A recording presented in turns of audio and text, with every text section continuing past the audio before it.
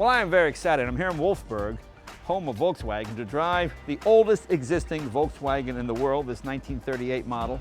And in just a few minutes, I'm going to be the very first person in the world to drive the brand new Beetle.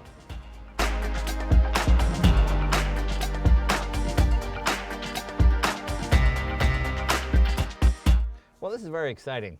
Turn the key. Thing's a little bit different. There's a starter button. You know, and there's that classic Volkswagen sound.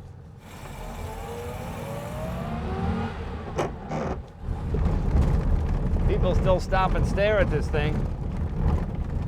Now, admittedly, 24 horsepower isn't a lot, but there's not a lot of weight to pull here. We're going over a cobblestone road, which is extremely bumpy, but you know, the ride is nice. It's amazing.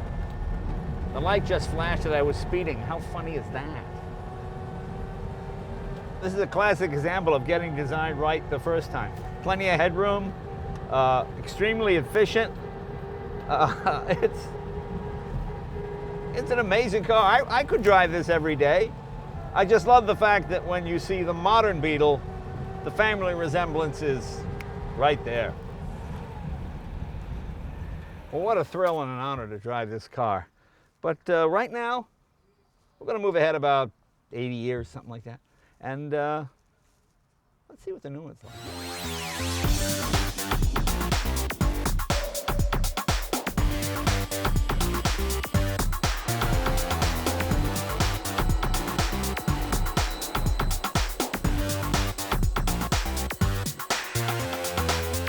Well, there it is there, the 2012 Beetle.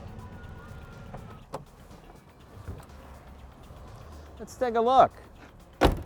Well, it's obviously still a Beetle, but other than that, there's not much is the same. And that one, the engine's air-cooled in the back. This one, the engine is water-cooled, and it's in the front.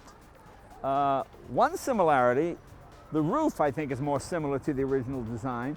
You know, the last generation Beetle had more of a bubble to it, so you didn't get as much headroom in the back. So this is more like the original. People love these iconic shapes.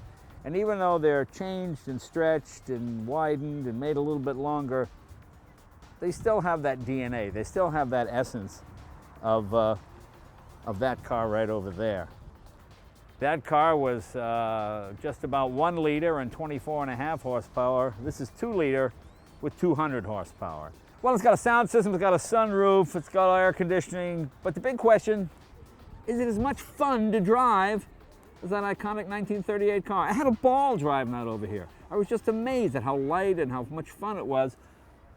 Let's find out.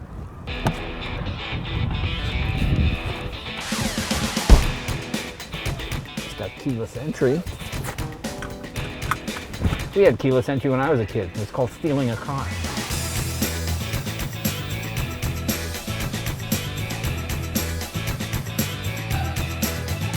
What you're getting with this new car is faster, better fuel economy, more efficient all the way around, and I'm sure safer. As much as I like that 1938 Volkswagen, well, if you get hit by a lorry in that thing, oh my God, I mean, it's over. It handles nice, it holds 4 people. It's fun to put your foot in and hear that turbo kick in. The engine is twice the size of that little 1938 model, which is a 1 liter. The thing that astounds me about this car is how sophisticated and how much power it has. You know, it's not that long ago that turbochargers, double clutch gearboxes, 200 horsepower from 2 liters was something for exotic sports car makers, or at least specialty sports car makers. I mean, this car will outhandle and outperform, with the exception of maybe the XKE, most British sports cars from not that long ago. I mean, it's fast, it's comfortable, it handles, double clutch automatic gearbox. I mean, even Lamborghini didn't have that up until just recently.